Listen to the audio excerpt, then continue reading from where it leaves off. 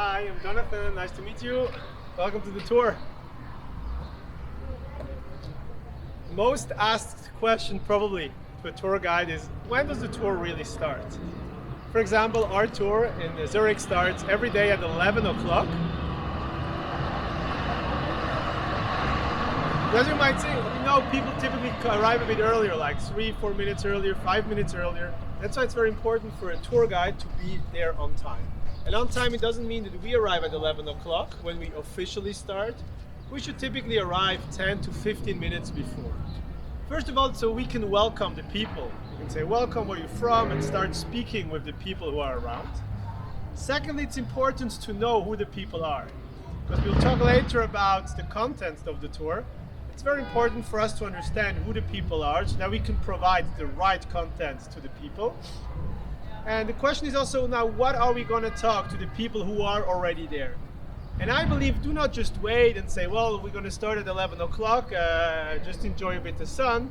Give added value to the early comers.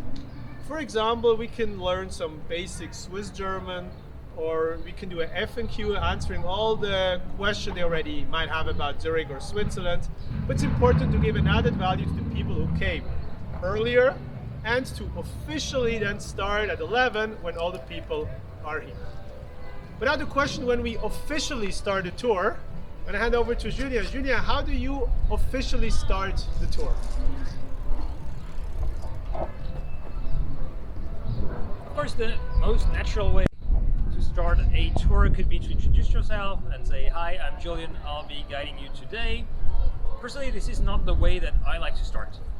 I rather prefer to tell a story or state a number or a fact. For example, if I would start here, I would refer to this building and say that this is the Swiss National Bank, and there is an entrance on the other side, but it doesn't look very big, and on that side there is no main door, for example. This is because we like to take the money in the National Bank but not get it out, basically. So this is a way that you could start the tour. Now it's important to use stories throughout the tour, and maybe Jonathan, you could tell us a little bit more about storytelling.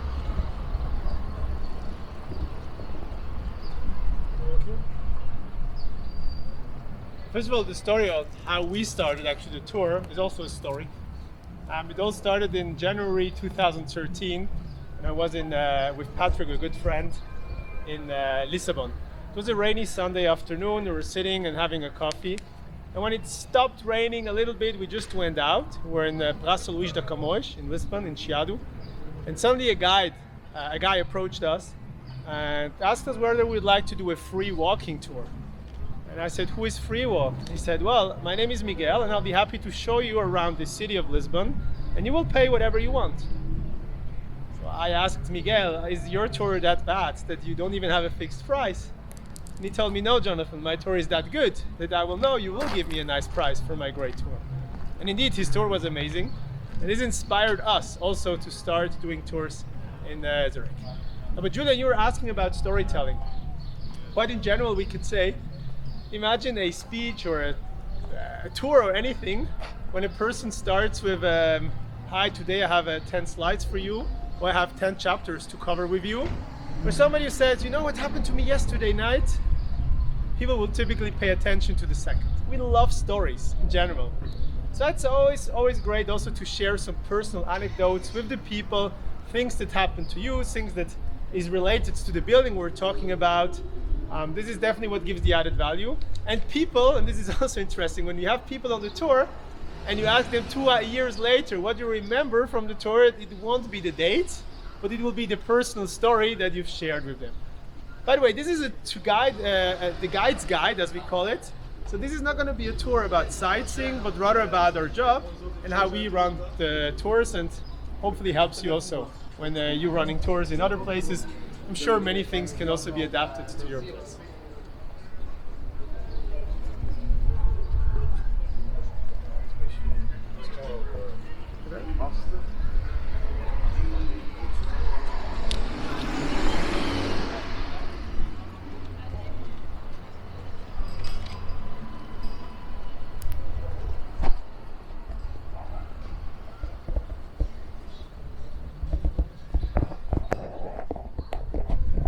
So, Julia, after you have introduced yourself as a tour guide, it's of course always great to connect with the people, as we have already said.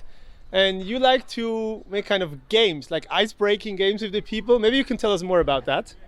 Of course, when you start a tour, you have a big crowd, hopefully, and people will be shy, so it's always difficult to get them to engage in the conversation, because this is really a conversation. You don't want to be just telling what you know, but you want them to ask you interesting questions and add to your stories.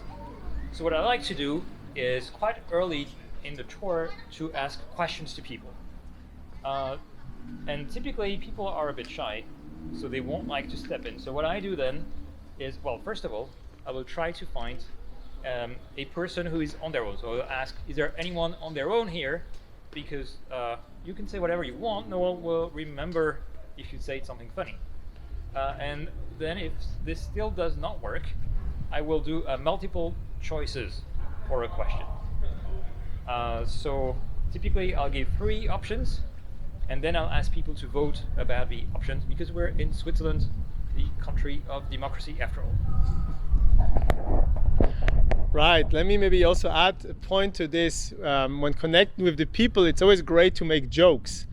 Probably agreed on that. It's great to make jokes, and side with many tour guides who do jokes all over the world when they run their free walking tours. However, I believe jokes are a great tool, but also very dangerous. Because if you do a joke and 20 people laugh, but one person doesn't laugh because he was offended, then the joke was bad. So humor is great to connect, but it can also be very much disconnecting.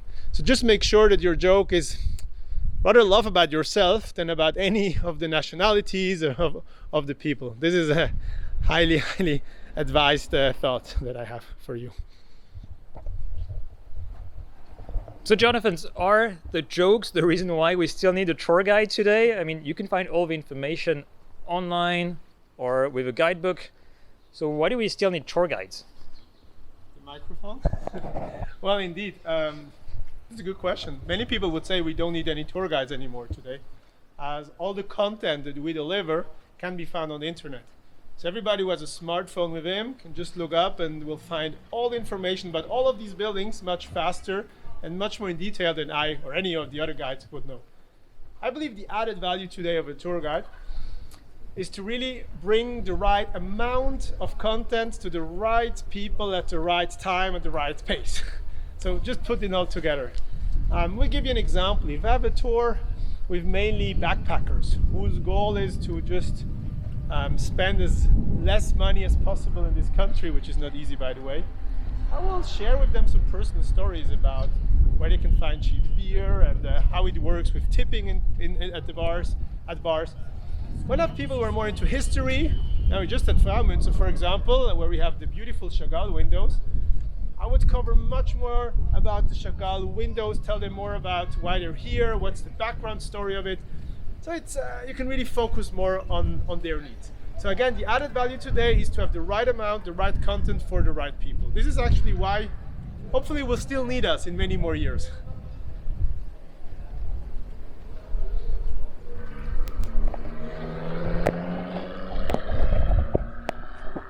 That's, by the way, Fraumünster Church.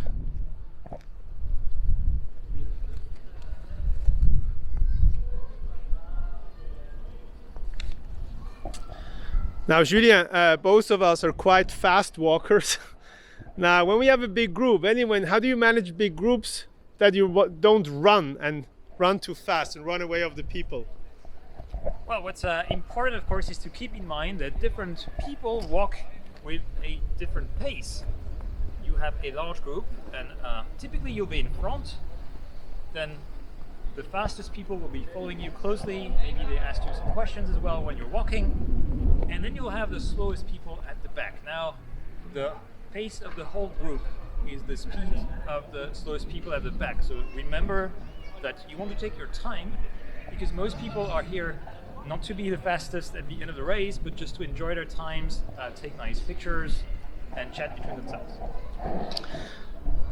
And what about sound? I mean, what about your voice? It's probably not so easy to speak so loud that everybody understands us.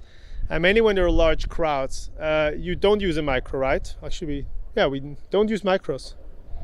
So we don't use microphones because it's just nicer to connect with people directly. But it's still important that everyone can hear you. So just keep this in mind, that you're talking to the people who are furthest away from you. So you'll raise your voice so that people who are far from you can still hear you, and that you can cover all the sounds in the city, like maybe now you're hearing the children who are playing around us as well.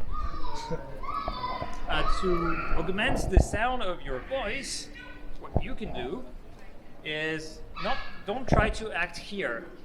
Don't try to act on your throat. Rather try to push more air out of your tummy, and this will augment the volume of your voice. Maybe I can just add one thing. What I typically do when I have a large crowd, as Gina correctly said, I would ask the last person, or the person who is furthest away, if I'm speaking loud enough. And I'm asking, am I speaking loud enough? I would never ask, can you hear me? I think there is a very big difference between the two questions. When I say, can you hear me? I say that it's actually the listener's person responsibility to hear me. However, when I say, am I speaking loud enough? I definitely want to say that it's in my responsibility to be the one speaking loud enough so that everybody can understand me. So I think that's just a little thing, but it still makes a difference. So I would always ask, am I speaking loud enough? Am I speaking clearly? And not give the responsibility to the person. But Julian, let's go back to you. Now we had the children screaming, and it wasn't nice, but sometimes it might be even a bit more difficult. The road might be closed that we planned to visit. As a tour guide, we often have to improvise. Now, how do you improvise when you have? Do you tell the people that you were planning to do something else, or you just make as if nothing happened? What's a bit your ideas, how to handle that? Okay, when something happens not as expected, you should integrate it in the tour. So for example, if you have children running around, maybe don't ignore them. Just talk about children in Switzerland, or make a joke as long as you're friendly with everyone. And then the other important thing is that if you forget something, don't try to change completely your tour because you forgot something. First of all, ask yourself the question, was that thing so important that out of the 1.5 hours that you were giving, it was crucial that you mention this or not? So maybe you can drop it, or you could integrate it at a later point during the tour. And speaking of improvisation, one thing that happens all the time is people ask questions. That's what we ask them to do. And sometimes they ask very difficult questions. So how do you handle that? Oh, that's definitely one of my favorite subjects. What to do when people ask difficult questions. First of all, I think it's important to understand the person's attitude behind the question. Some people might have a very difficult question. People who are well prepared, who want to know more about a specific building. And well, I don't know the answer to many of these questions. So there, I believe as a tour guide, be vulnerable and honest. There is nothing wronger than just improvising in here and say, well, probably it's from this and this year. Just be honest and say, thank you for the question. It's a very good question. I do not know it, but, and this is the big but, I'll be happy to look it up and we'll send you an email. And please do this. Many people just say that, yeah, I'll look it up and we'll send you an email, but they don't do it. So please send an email after to the person. You might be really interested in that, so provide this information you couldn't provide on the tour. Now, there are some people who ask difficult questions, but they just want to provoke. It's not about the question, it's about provoking. Typical one is when somebody says, well, you Swiss guys are hiding all the money of the world. This is not really a question, that's rather wants to provoke. And here it's important, I believe, as a tour guide, first of all, to reframe it, to take a bit the aggression out of the question, and say, oh, thank you very much, whatever the name is. Thank you very much, John, for speaking about the bank secrecy in Switzerland. You already see I'm reframing it. I take out this aggression of you Swiss guys and put it more general. You speak about Swiss bank secrecy. So rather make it a bit larger. And then again, probably this person just wants to provoke. So just say, well, I'll be happy to talk to you in person about this subject. Maybe we're going to have a coffee later. And I believe that's a great answer, because on the one hand, he's going to be happy, and all the other people are also going to be happy that this question is over, so that we can continue with the tour and we won't lose the connection with the group. So that's a bit my tricks. Just be vulnerable, be honest. And if somebody wants to provoke or to discuss something more in details, do it. And of course, answer to everybody. Do not never just answer to the one who asked the question, but rather answer to everybody by reframing, repeating the question, and then answer to everybody. That's about what I would do when I get some difficult questions, and it happens very often. By the way, it happens sometimes that people ask questions when you're walking, and then if it's an interesting question that could interest potentially more people in the group, you could just repeat that question and the answer that you're making. Okay. Let's first walk up. Enjoy a bit the view.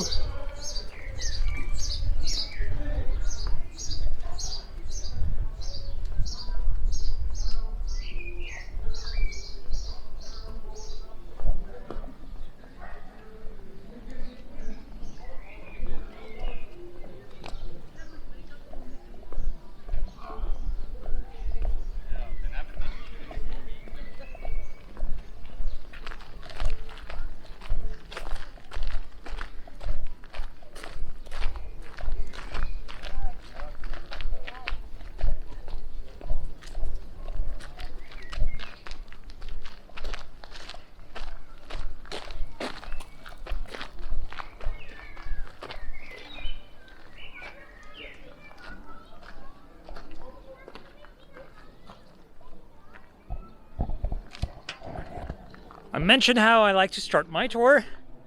Maybe now, Jonathan, it's your turn to tell me how you like to end yours.